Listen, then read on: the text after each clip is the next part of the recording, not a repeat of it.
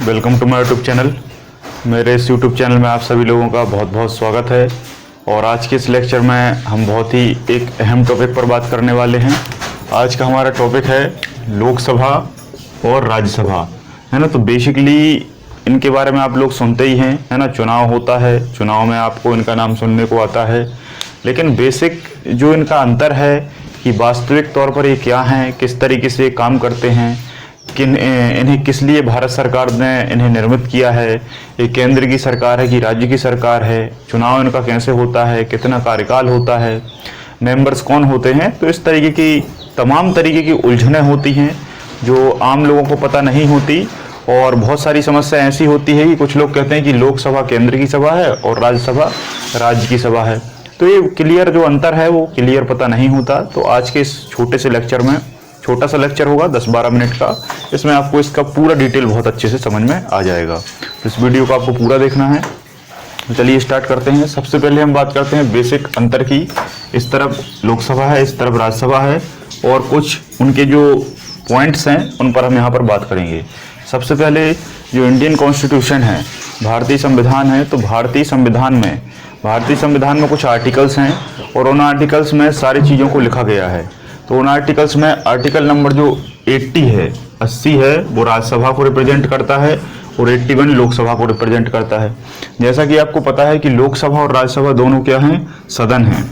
और ये किसके सदन है, संसद के। किसके सदन है, संसद के। तो संसद जो है वो 79 में है, संसद जो है वो 79 में है। और संसद में लोकसभा, राज्यसभा और राष्ट्रपति 3 आते हैं। अगर आपसे कभी भी पूछा जाए कि संसद के कितने अंग हैं, तो अंग आप कितने लगाएंगे, 3 लगाएंगे, ना कि 2। बहुत सारे लोग 2 टिक करके आ जाते हैं क्योंकि उन्हें पता होता है कि लोकसभा और राज्यसभा है, जबकि इसमें राष्ट्रपति भी इंक्लूड होता है। तो बात क्लियर है, यहाँ तक बात क्लियर है। तो आर्टिकल 79 में संसद है, 80 में राज्यसभा है और 81 में लोकसभा है। अब हम बात करते हैं कि सबसे पहले लोकसभा कब बनी।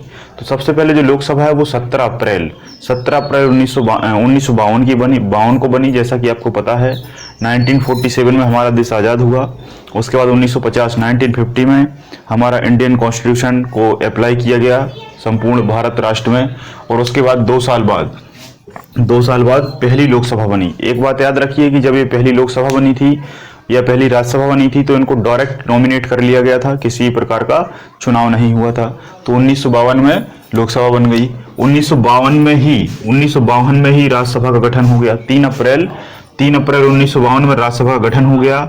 लेकिन 13 मई से इसका सत्र स्टार्ट हुआ था। 13 मई 1952 से इसका सत्र स्टार्ट हुआ था, क्योंकि इसमें सत्र होते हैं बहुत सारे। और 9 अगस्त में पहला चुनाव हुआ था।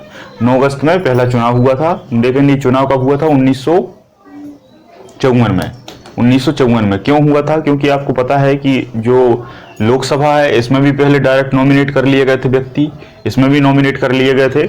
लेकिन इसका तो 5 साल तक चलता है, तो 5 साल आप लगा लेंगे, तो 5 साल बाद चुनाव हुआ। लेकिन इसमें हर 2 वर्ष बाद जो सदस्य होते हैं वो रिटायर होते हैं। तो हर 2 वर्ष बाद, मतलब 1952 से 1954, तो 1954 में इसका पहला चुनाव हुआ था। और पहले चुनाव में 9 अगस्त 1954 में पहला चुनाव हुआ। और इसमें पहले 1/3 सदस्यों की क्या की गई, पूर्ति की गई। तो बात क्लियर है। चुनाव 1952 में गठन हुआ था। 17 मई को इसका 1952 में सत्र बैठा, है ना। सत्र बैठा मतलब डायरेक्ट लोगों ने नॉमिनेट कर दिया।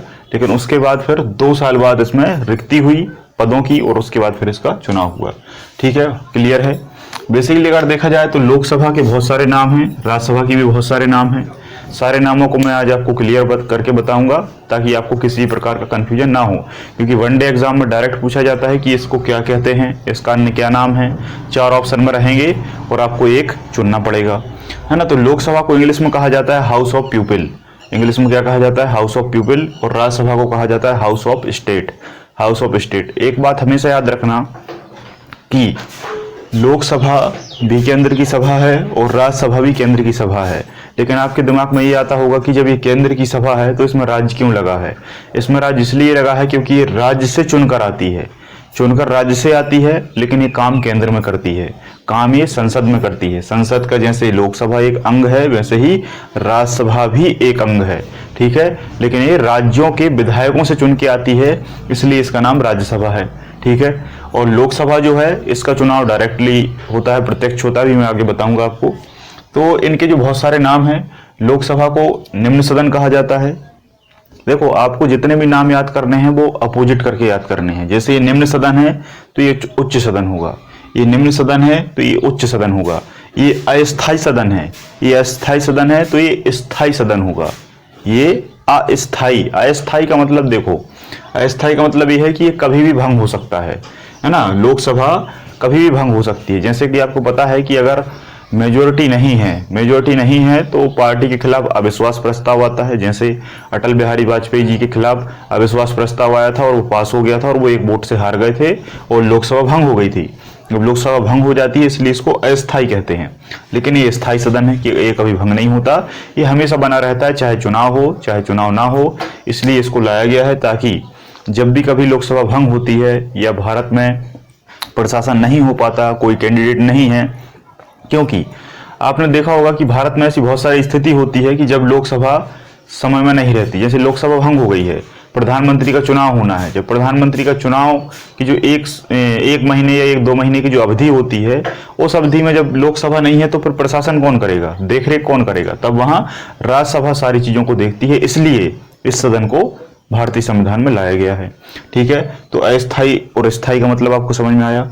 इसके बाद इसको लोकप्रिय सदन कहा जाता है, क्योंकि आपको पता है कि इसमें जनता सीधे वोट करती है, इसलिए लोकप्रिय सदन है। ये अलोकप्रिय सदन है ना, या कम लोकप्रिय सदन भी आप इसे कह सकते हैं, क्योंकि इसमें जनता वोट नहीं देती, सीधा वर्चस्व नहीं रहता जनता के सामने, और ज्यादा जो शक्ति है वो ज्यादा शक्ति लोकसभा में निहित होती है, इसलिए इसका वर्चस्व कम है। इसको ग्रीन कारपेट सदन भी कहा जाता है, इसको रेड कारपेट सदन कहा जाता है ना। ग्रीन कारपेट सदन, रेड कारपेट सदन। अब ये क्या है? कुछ नहीं है, जो सदन होता है उसमें नीचे जो कारपेट बिछा होता है, इसमें ग्रीन होता है, इसमें रेड होता है, इसलिए इसका नाम रख दिया ग्रीन कारपेट सदन, रेड कारपेट सदन, है ना। ये भावनाओं का सदन है, जनता का सदन है, प्रथम सदन है ना। भावनाओं का सदन है, जनता का सदन है, प्रथम सदन है। ये क्या है? द्वितीय सदन है। ये द्वितीय सदन है, अस्थाई बॉडी है और ये कम लोकप्रिय है, और इसे राज्य का परिषद भी कहा जाता है, राज्य का परिषद भी कहा जाता है। ठीक है, अब इसे प्रथम सदन इसलिए कहते हैं क्योंकि इसमें जनता सीधे चुनाव करती है, ज्यादा वर्चस्व इसी का रहता है। ये द्वितीय सदन इसलिए कहलाता है क्योंकि इसका ज्यादा वर्चस्व नहीं रहता, जनता वोट नहीं देती। पहले हम विधायक चुनते हैं, फिर विधायक राज्यसभा को चुनते हैं, इसलिए द्वितीय सदन है। ठीक है, भावनाओं का सदन। देखो, भावनाओं लोगों से जुड़ेंगी, और लोग की किससे जुड़े हैं? लोकसभा से। लोग, आम लोग जो है वो राज्यसभा से नहीं जुड़ते, वो लोकसभा से जुड़ते हैं, इसलिए भावनाओं का सदन है। एक बात हमेशा याद रखना, सारी चीजें आपको समझ में आ जाएंगी। हमेशा कंफ्यूजन होता है अस्थाई और स्थाई में। ये भंग होता है इसलिए अस्थाई है, ये भंग नहीं होता इसलिए स्थाई है। लेकिन कभी आपसे पूछा जाए बॉडी के बारे में, स्थाई बॉडी और अस्थाई बॉडी, तो ये अपोजिट हो जाएगा। ये अगर अस्थाई सदन है तो इसकी बॉडी स्थाई होगी, इसकी बॉडी क्या होगी? स्थाई होगी, क्योंकि ये ज्यादा स्थायित्व प्रदान करता है। ये हमारे जो प्रशासन में, एडमिनिस्ट्रेशन में, गवर्नमेंट में ज्यादा अहम भूमिका निभाता है, इसलिए इसकी बॉडी स्थाई मानी जाती है, और इसकी बॉडी अस्थाई मानी जाती है, जबकि स्थाई सदन होता है। दोनों में बड़ा कंफ्यूजन है, तो इसको आपको स्क्रीनशॉट लेना है और बढ़िया तरीके से नोट्स बनाना है, ताकि ये सारा डाटा क्लियर हो जाए। इससे लगातार क्वेश्चन आते रहते हैं। संविधान एक ऐसा विषय है कि आप किसी भी प्रकार के एग्जाम की तैयारी करें, कोई भी एग्जाम हो, कैसा भी एग्जाम हो, प्री हो या मेंस हो, संविधान से क्वेश्चन आना ही आना है ना। संविधान से डेफिनेटली क्वेश्चन आता है, इसकी टर्मिनोलॉजी से क्वेश्चन आता है, आर्टिकल से क्वेश्चन आता है, चुनाव से क्वेश्चन आता है, कार्यकाल से क्वेश्चन आता है ना, इस्तीफा से क्वेश्चन आता है, नियुक्ति से क्वेश्चन आता है। तो यहाँ मैंने सारी चीजों को ले लिया है। सीटों से क्वेश्चन आता है कि लोकसभा की सीट कितनी है, राज्यसभा की सीट कितनी है, किस राज्य में कितनी है। तो यहाँ पर मैंने बेसिक जितना भी जरूरी है सब कुछ लिया है। तो इस वीडियो से आपको बहुत ज्यादा मदद मिल रही है, और कोई भी आप एग्जाम देंगे तो 1 से 2 क्वेश्चन डेफिनेटली फंसने ही वाले हैं। तो सदनों के हमने नाम देख लिए।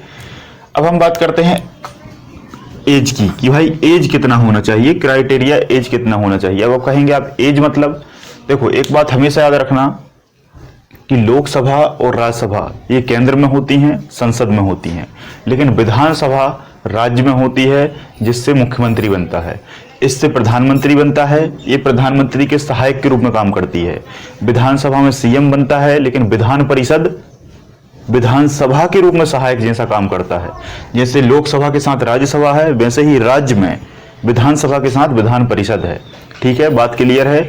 जितना भी डाटा आप यहाँ पढ़ेंगे, आपको लोकसभा की जगह विधानसभा पुट कर देना है और राज्यसभा की जगह विधान परिषद पुट कर देना है। सारा डाटा सेम है, वही कार्यकाल है, वही एज क्राइटेरिया है, वही चुनाव पद्धति है, वही नाम है। निम्न सदन, उच्च सदन, ये सारे नाम वैसे ही रहेंगे।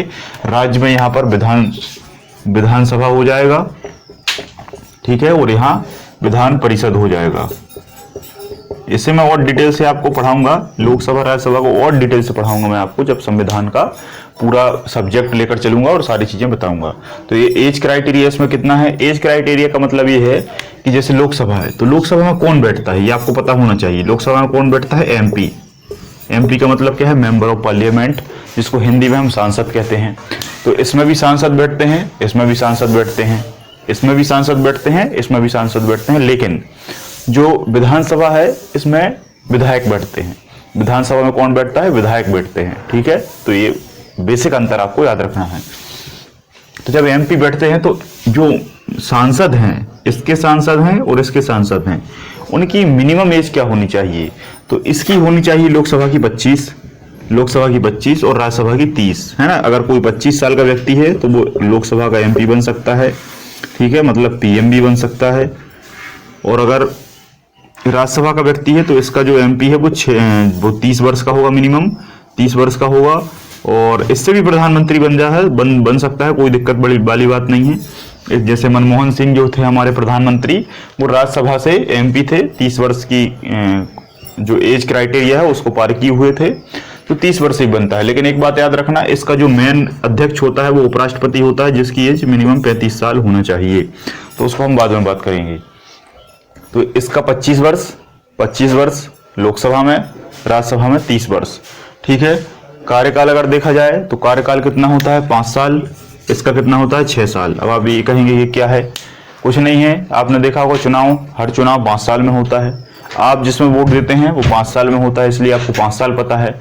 जिसमें आप वोट नहीं देते उसका चुनाव 6 साल में होता है। राज्यसभा में कोई चुनाव नहीं देता, कोई चुनाव भाग नहीं लेता, कोई वोट नहीं देता, इसलिए हमको 6 साल का कोई सिस्टम पता नहीं है ना। लेकिन मैंने एक छोटा सा वीडियो प्लेलिस्ट में पॉलिटी में डाल रखा है, तो उसको आपको जाकर प्लेलिस्ट की पॉलिटी और कॉन्स्टिट्यूशन की प्लेलिस्ट में जाकर उसको वॉच करना है। उसमें सारे चुनाव की प्रोसेस को मैंने आपको बताया है कि किस तरीके से 5 साल से होता है, 6 साल से होता है, प्रत्यक्ष क्या है, अप्रत्यक्ष क्या है, वोट कैसे डाला जाता है, हम जिस चुनाव में वोट डालते हैं वो कौन सा चुनाव है, जिसमें हम वोट नहीं डालते वो कौन सा चुनाव है। तो सारी चीज़ों को मैंने बहुत डिटेल से समझाया है, ठीक है। तो वो चुनाव वाला जो वीडियो है वो आपको बहुत अच्छे से देखना है। इसमें क्या होता है कि इसमें ये पूरा सदन एक साथ भंग होता है। जैसे ये 5 साल तक चला, 5 साल बाद ये सदन भंग हुआ, फिर दूसरा आएगा, फिर तीसरा आएगा, है ना। बीच में भी हो सकता है, जिसमें मध्यावधि चुनाव हो जाता है, वो भी मैंने आपको समझाया है। ये कभी भंग नहीं होता। इसमें 1/3 सदस्य क्या होते हैं? रिटायर होते हैं, है ना। 2 साल में, फिर 2 साल में, फिर 2 साल में, तो 2 और 2 ये 3 मिलकर क्या हो जाता है? 6 वर्ष, है ना। तो इस तरीके से 1/3 है ना। 1/3 2 साल तक रहेंगे, 1/3 2 साल तक रहेंगे, 1/3 2 साल तक रहेंगे। फिर ये लास्ट वाले जो हम रिटायर हो जाएंगे और यहाँ पहले वाले ये आगे की ओर खिसक जाएंगे और यहाँ जो पद है वो खाली हो जाएगा और नई नियुक्ति होगी। अब नई नियुक्ति कैसे होगी? अप्रत्यक्ष चुनाव पद्धति के आधार पर। कैसे होगी? अप्रत्यक्ष चुनाव पद्धति। तो चुनाव जो है वो इसमें प्रत्यक्ष होता है और इसमें अप्रत्यक्ष होता है, डायरेक्ट इलेक्शन, इनडायरेक्ट इलेक्शन। अब ये क्या है? सीधा सा मतलब है जिसमें जनता वोट देगी, जिसमें आप वोट देंगे, हम वोट देंगे, जनता वोट देगी, आम जनार्दन वोट देगा, वो प्रत्यक्ष चुनाव होगा। जिसमें आम जनता वोट नहीं देगी, जिसमें विधायक वोट देगा, जिसमें विधायक भी वोट दे सकता है, सांसद भी वोट दे सकता है, एमपी भी वोट दे सकता है, तो वो चुनाव कैसा हो जाता है? अप्रत्यक्ष चुनाव हो जाता है। बस सीधी सी बात है।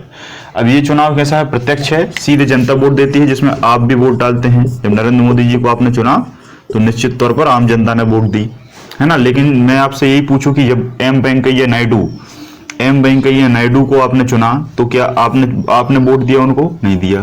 तो एम वेंकैया नायडू क्या है? हमारे भारत के उपराष्ट्रपति हैं, जिनका चुनाव कैसे हुआ है? अप्रत्यक्ष।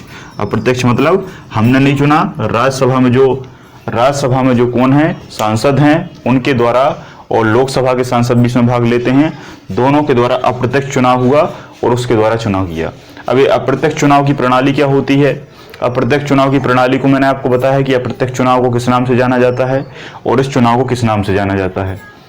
जिस चुनाव में हम वोट डालते हैं वो चुनाव होता है फर्स्ट पास्ट द पोस्ट, है ना, आगे निकलने की प्रक्रिया इस चुनाव का नाम है, जिस चुनाव में हम वोट देते हैं। ठीक है, जिस चुनाव में हम वोट देते हैं उसको फर्स्ट पोस्ट द पास्ट या फर्स्ट पास्ट द पोस्ट चुनाव कहा जाता है। और इस चुनाव को क्या कहा जाता है? Single transferable voting system. इसको क्या कहा जाता है? एकल संक्रमणीय मत प्रणाली। अब ये क्या होती है? चुनाव वाला वीडियो आप देखिए, उसमें मैंने पूरा डिटेल से समझाया है कि क्या होता है प्रत्यक्ष और क्या होता है अप्रत्यक्ष और कैसे हम वोट देते हैं, कैसे विधायक लोग वोट देते हैं। सीट की बात करें, सीट जो है पूरे भारत में, देखो ये केंद्र की सरकार है और ये भी केंद्र की सरकार है, तो पूरे भारत का आकलन होगा। टोटल सीट 552 है। टोटल सीट कितनी है? 552 है। लेकिन 552 में से खाली है कुछ, लेकिन भरी कितनी है? 545। 545 भरी है, इसका मतलब ये है कि कितनी? 7 सीट खाली हैं। अब ये 7 सीट खाली क्यों है? 7 सीट हमने रिजर्व में रखा है। रिजर्व में इसलिए रखा, जैसे मान लो आकस्मिक कंडीशन ऐसी कुछ आ जाए, परिस्थिति आ जाए जब हमें सीटों की जरूरत पड़ जाए, तब वहां पर हम सीटों में क्या करेंगे? बढ़ा नहीं सकते, क्योंकि परिसीमन आयोग इस चीज को निर्धारित कर देता है। तो वैसे ही हम कुछ रिजर्व में रखते हैं। जैसे आपने देखा होगा, आप कहीं जॉब करते हैं तो जॉब करने के बाद आप पूरा पैसा खर्च कर देते हैं, लेकिन कुछ पैसा आप रिजर्व में रखते हैं। रिजर्व में इसलिए रखते हैं कि भाई पता नहीं कब कौन सी कंडीशन आ जाए, कि आप बीमार पड़ जाएं या कहीं शादी में या कहीं भी पैसा लगना है, तो आप उस रिजर्व पैसे का उपयोग कर सकें। तो वैसे ही इसमें भी कुछ रिजर्व सीटों को रखा गया है। तो अभी वर्तमान में 545 हैं, हो कितने सकते हैं? 552। लेकिन मैक्सिमम जो सीट हैं वो 80 सीट हैं, और ये कहाँ की है? यूपी की, है ना, ये कहाँ की है? यूपी की। अब आपके मध्य प्रदेश में कितनी लोकसभा की सीटें हैं? तो 29 सीटें हैं। कितनी सीटें हैं? 29 हैं। आपके मध्य प्रदेश से 29 सांसद जाते हैं लोकसभा में। उत्तर प्रदेश से सबसे ज्यादा जाते हैं, 80 सांसद जाते हैं। ठीक है, अब इन्हीं 552 में 2 जो सदस्य हैं ये नॉमिनेट होते हैं। 2 जो सदस्य हैं ये नॉमिनेट होते हैं, ये एंग्लो इंडियन कहलाते हैं। ये कौन कहलाते हैं? एंग्लो इंडियन, जिन्हें हिंदी में आंग्ल भारतीय कहा जाता है। अब ये आंग्ल भारतीय क्या है?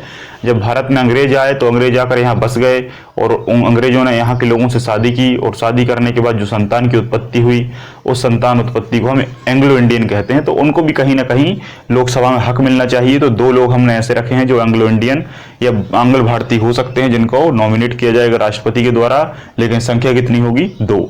ठीक है, तो 552 में ये 2 माइनस हो जाते हैं, तो 550 बचता है। लेकिन अभी हमारे पास 545 है, मतलब 543 ओरिजिनल है और 2 एंग्लो इंडियन है। राज्यसभा में कुल कितने हो सकते हैं पूरे भारत में? 250, लेकिन हैं कितने? 245। 5 अभी रिजर्व में है, 5 खाली है। मैक्सिमम जो सीट है वो उत्तर प्रदेश से जाती है। उत्तर प्रदेश से 31 सांसद जाते हैं। हमारे मध्य प्रदेश से 11 सांसद जाते हैं। हमारे मध्य प्रदेश में राज्यसभा की जो सीटों की संख्या है वो 11 है, मतलब 11 सांसद राज्यसभा में जाते हैं। उत्तर प्रदेश से सबसे ज्यादा 31 जाते हैं। और इसमें 250 में जो नॉमिनेट हैं वो 12 होते हैं। ये 12 नॉमिनेट कौन करता है? ये राष्ट्रपति करता है। ये राष्ट्रपति करता है, लेकिन ये एंग्लो इंडियन नहीं होते, ये विभिन्न समुदाय से होते हैं। जैसे विज्ञान से है, कोई कला से है, कोई साहित्य से है, कोई समाज सेवा से है ना। तो इस तरीके के अलग अलग फील्डों से आते हैं, जो उस विषय के, जो उस फील्ड के ज्ञाता होते हैं। जैसे उदाहरणार्थ, सचिन तेंदुलकर को राज्यसभा का क्या बनाया था? राज्यसभा का सांसद बना दिया था। चुनाव तो हुआ नहीं, डायरेक्ट बना दिया। किसने बना दिया? राष्ट्रपति ने बना दिया। क्यों बना दिया? क्योंकि वो इस 12 में फिल करते हैं। लेकिन कुछ लोगों ने मुद्दा उठाया, कुछ लोगों ने कहा, बीजेपी ने कहा कि इसमें खेल तो कहीं है नहीं है। खेल तो कहीं नहीं है, विज्ञान है, कला है, साहित्य है, समाज सेवा है। तेंदुलकर न वैज्ञानिक हैं, न कलाबाज हैं, न साहित्य इन्होंने लिखा है, न इन्होंने समाज सेवा की है। तो विपक्ष ने कहा कि भाई खेल जगत से हैं और ये कलात्मक तरीके से खेलते हैं। कलात्मक तरीके से खेलते हैं तो खेलने की भी एक कला है, तो कला में हम इनको रखा है। समाज सेवा भी की है इन्होंने, तो इस तरीके से लिख दिया और सचिन को नियुक्ति मिल गई। प्रथम स्पीकर की हम बात करें, ठीक है, लोकसभा जो है, लोकसभा का जो हेड होता है, लोकसभा का जो हेड होता है उसको क्या कहा जाता है? स्पीकर कहा जाता है। लोकसभा का जो हेड है उसको क्या कहा जाता है? स्पीकर कहा जाता है ना। इसके बाद जो राज्यसभा का हेड होता है उसको सभापति कहा जाता है, उसको सभापति कहा जाता है। ठीक है, तो प्रथम स्पीकर कौन था? जीवी मामलंकर। प्रथम जो स्पीकर था, प्रथम स्पीकर का मतलब जब 1952 में लोकसभा बनी थी, तब प्रथम स्पीकर जो बनाया गया था उसका नाम था जीवी मावलंकर, गणेश वासुदेव मावलंकर, जो महाराष्ट्र के रहने वाले थे। और अगर हम राज्यसभा की बात करें तो राज्यसभा का जो प्रमुख होता है वो सभापति होता है। राज्यसभा का जो प्रमुख होता है वो सभापति होता है, और इसी सभापति को हम उपराष्ट्रपति भी कहते हैं। इसी सभापति को उपराष्ट्रपति कहा जाता है। तो चाहे उपराष्ट्रपति पूछे, चाहे सभापति पूछे, चाहे राज्यसभा का प्रमुख पूछे, एक ही बात है। तो हमारे भारत के प्रथम जो सभापति थे वो सर्वपल्ली राधाकृष्णन थे, और यही हमारे भारत के पहले उपराष्ट्रपति भी थे। तो एक ही पद होता है, इसमें आप कंफ्यूज मत होइएगा। अगर डिप्टी स्पीकर की आपसे बात पूछा जाए कि डिप्टी स्पीकर कौन था, तो डिप्टी स्पीकर अगर बात की तो ये लोकसभा में होगा। तो इसे M.A. अयंगर थे। लेकिन उपसभापति से आपसे पूछा जाए तो इसमें आपको क्या लगाना है, कृष्णमूर्ति राव। क्या लगाना है, कृष्णमूर्ति राव। तो कृष्णमूर्ति राव जो थे ये भारत के उपसभापति थे। उपसभापति का मतलब ये है कि जो उपराष्ट्रपति है, उपराष्ट्रपति के बाद भी एक ऐसा पद होता है जो राज्यसभा में क्या करता है, एक पूरे सदन को संचालित करने का काम करता है ना। तो मुख्य रूप से जो संचालन का काम है वो राज्यसभा में उपराष्ट्रपति का होता है, जिसको हम सभापति के नाम से जानते हैं। लेकिन उसी के साथ में एक पद को और तैयार किया गया है, जिसे हम सभापति के थोड़ा सा नीचे का पद मान सकते हैं, जिसे हम उपसभापति कहते हैं। तो यहाँ तक बात क्लियर है? तो जल्दी से बताइए, फिर हम आगे बढ़ते हैं। तो जो डिप्टी स्पीकर है ये लोकसभा में होगा। तो लोकसभा में कौन था, M.A. अयंगर। लेकिन उपसभापति कौन थे, कृष्णमूर्ति राव। आज के लिए आपका क्वेश्चन ये रहा कि आपको डिप्टी स्पीकर वर्तमान का बताना है और उपसभापति वर्तमान का बताना है। ठीक है, यहाँ पर जो दोनों पोस्ट मैंने लिखी हैं ये पहली लिखी हैं, प्रथम। तो प्रथम डिप्टी स्पीकर M.A. अयंगर थे और प्रथम उपसभापति कृष्णमूर्ति राव थे। वर्तमान के आपको दोनों बताना है कि वर्तमान में उपसभापति कौन है और वर्तमान में डिप्टी स्पीकर कौन है। ये दोनों जो आंसर है ये आपको बताना है। अगर मैं बात करूं रिजाइन की, त्यागपत्र की बात करूं, तो इसमें देखो, इसमें आपको बहुत अच्छे से याद रखना है, थोड़ा सा कन्फ्यूजन होता है। इस कन्फ्यूजन को आपको हमेशा अच्छे से सॉल्व करना है। पहला ये है कि जैसे स्पीकर है और डिप्टी स्पीकर है, ये दोनों कहाँ होते हैं, लोकसभा में। ये दोनों लोकसभा में होते हैं। तो लोकसभा में स्पीकर अपना इस्तीफा डिप्टी स्पीकर को देगा और डिप्टी स्पीकर अपना इस्तीफा स्पीकर को देगा। इसमें कोई दिक्कत नहीं है। स्पीकर डिप्टी स्पीकर को, डिप्टी स्पीकर स्पीकर को क्या देगा, अपना इस्तीफा देगा। लेकिन अगर आपसे पूछा जाए कि उपसभापति, तो उपसभापति जो है, उपसभापति अपना इस्तीफा सभापति को देगा, मतलब उपराष्ट्रपति को देगा। उपसभापति अपना इस्तीफा उपराष्ट्रपति को देगा, उपसभापति अपना इस्तीफा सभापति को देगा। एक ही बात है। यहां सभापति भी हम कह सकते हैं और उपराष्ट्रपति भी हम इसे कह सकते हैं। तो उपसभापति अपना इस्तीफा उपराष्ट्रपति को देगा और उपराष्ट्रपति अपना इस्तीफा राष्ट्रपति को देगा और राष्ट्रपति अपना इस्तीफा उपराष्ट्रपति को देगा। बात समझ में आ रही है? उपसभापति अपना इस्तीफा उपराष्ट्रपति को देगा, उपराष्ट्रपति अपना इस्तीफा राष्ट्रपति को देगा और राष्ट्रपति अपना इस्तीफा उपराष्ट्रपति को देगा। बात क्लियर है? बहुत कंफ्यूजन वाली चीजें हैं, लेकिन आपको याद रखना है। अगर आपसे कभी पूछ लिया जाए कि लोकसभा में पहली महिला कौन थी, पहली महिला सांसद कौन थी, पहली महिला स्पीकर कौन थी, तो मीरा कुमार। मीरा कुमार आपको लगाना है। हाल फिलहाल में जो महिला थी वो सुमित्रा महाजन रही थी, लेकिन वर्तमान में अगर देखा जाए तो वर्तमान में कौन है, ओम बिरला साहब। ओम बिरला साहब है जो राजस्थान के रहने वाले हैं, काफी पढ़े लिखे व्यक्ति हैं, बहुत समझदार व्यक्ति हैं। तो ओम बिरला साहब वर्तमान के क्या हैं, स्पीकर हैं। कहाँ, लोकसभा में।